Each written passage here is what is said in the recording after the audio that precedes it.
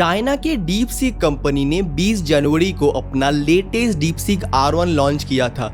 उसके बाद तो यूएसए के एआई और टेक इंडस्ट्री में लिटरली तूफान आ गया। पर जहां पर अमेरिका और चाइना के पास ChatGPT O1, DeepSeek R1, Grok 2, Qwen Max, Meta Llama 3, Kimi AI, Gemini जैसे LLM एआई मॉडल्स है, वहीं पर इंडिया इस रेस में चाइना और यूएसए से इतना पीछे क्यों रह गया। पहले ये समझते हैं कि डीप सीक R1 इतना लाइट वेट होकर भी यूएसए के सारे प्रीमियम एआई मॉडल्स को कैसे बीट कर रहा है। अगर मैं आपको एग्जाम्पल से समझाऊं तो मान लीजिए दो फैक्ट्रीज है, डीप सीक और चैट जीपीटी। चैट जीपीटी वाले फैक्ट्री में हर एक वर्कर्स को सारे स्किल सेट, सारे रूल, सारे नॉलेज पहले से ही सिखाए जाते हैं। एआई की भाषा में इसे कहते हैं pre train on a vast data set. उसके बाद हर एक वर्कर्स के लिए एक सुपरवाइजर भी होता है जो काम को करने के लिए बेस्ट प्रैक्टिसेस सिखाता है, गलती करने पर करेक्ट भी करता है, मतलब हर समय गाइड करता है। एआई की भाषा में फाइन ट्यूनिंग। उसी तरफ डीप सीक फैक्ट्री में वर्कर्स सारे चिल है। इधर वर्कर्स को सिर्फ एक बेसिक ट्रेनिंग ही दी जाती है हर एक तरीके के टास्क को परफॉर्म करने के लिए। इस कोर्स का नाम है डीप सीक V3, एआई की भाषा में फाउंडेशनल बेस। उसके बाद हर एक वर्कर्स को कहा जाता है चलो काम करो और खुद अपनी गलतियों से सीखो।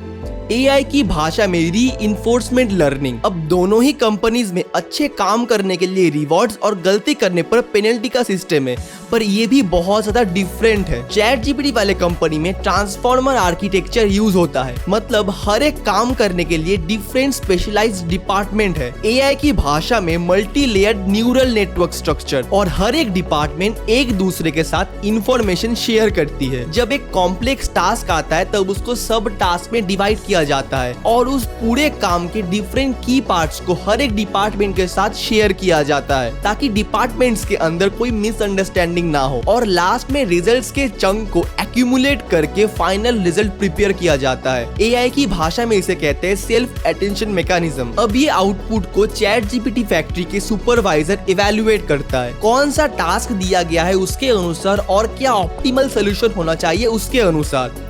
ये रिवॉर्ड सिस्टम के अनुसार पूरे चेन ऑफ डिपार्टमेंट के काम करने के तरीके को चेंज भी किया जाता है, जिसको कहते हैं प्रॉक्सिमल पॉलिसी ऑप्टिमाइजेशन। उसके ही ऑपोजिट डीप सीक वाले फैक्ट्री में किसी भी काम को करने के लिए वो पर्टिकुलर टास्क के अकॉर्डिंग स्पेशल वर्कर्स मौजूद है, जिसको MOE या मिक्सचर ऑफ एक्सपर्ट्स कहते हैं। अब इन सारे वर्कर्स को कुछ ग्रुप्स में डिवाइड किया जाता है और ये ग्रुप्स आपस में कम्पीट करता है कौन टास्क को सबसे ऑप्टिमाइज वे में सॉल्व कर सकता है। इसके लिए उसी के अकॉर्डिंग रिवॉर्ड दिया जाता है ग्रुप्स को। इससे सिर्फ इंडिविजुअल वर्कर्स से ज्यादा एक ग्रुप का परफॉर्मेंस मैटर करता है, जिससे एक ग्रुप में वर्कर्स एक दूसरे को हेल्प करते हैं और अपने आप को अपडेट करते हैं। इसको कहा जाता है ग्रुप रिलेटिव पॉलिसी ऑप्टिमाइजेशन। तो आप देख ही सकते हैं ट्रेडिशनल एआई आर्किटेक्चर से हटके चाइना के डीप सीक कंपनी ने एआई फील्ड में इनोवेशन और रिवोल्यूशन लाया है, जिससे चैट जीपीटी से करीब 96% कॉस्ट एफिशिएंट और रिसोर्स एफिशिएंट होने के बाद भी रीजनिंग कैपेबिलिटीज में उससे आगे है। पर इंडिया के पास खुद का कौन सा एआई मॉडल है? अभी ओला के भावेश अग्रवाल के कृत्रिम एआई, कोरोवर एआई का भारत जीपीटी और सर्वम एआई का ओपन हाथी 7B यही कुछ है। पर ये एआई मॉडल स्केल, परफॉर्मेंस और रीजनिंग कैपेबिलिटीज में चैट जीपीटी और जेमिनाई से बहुत पीछे है। जहां पर ये एआई टूल्स कुछ बिलियन पैरामीटर्स के ऊपर ही काम करता है, वहीं पर चैट जीपीटी 4 1.3 ट्रिलियन पैरामीटर्स को हैंडल कर सकता है। कृत्रिम एआई और भारत जीपीटी का फाउंडेशनल मॉडल क्या है अभी तक इसको डिस्क्लोज ही नहीं किया गया है। और ओपन हाथी 7B लामा 2 मॉडल को यूज करके बना है, जहां पर अभी मेटा ने लामा 3.3 को लॉन्च कर दिया है। इतना कहा जा सकता है कि इंडियन एआई स्पेस में डीप सीक जैसे ग्राउंड ब्रेकिंग इनोवेशन तो नहीं हो रहा है, पर एक टाइम पे चाइना और इंडिया एआई टेक्नोलॉजीज में काफी हद तक बराबर था। पर वहीं पर चाइना ने 2017 में new generation artificial intelligence development plan लाया, जिससे प्रॉपर विजन और प्लानिंग से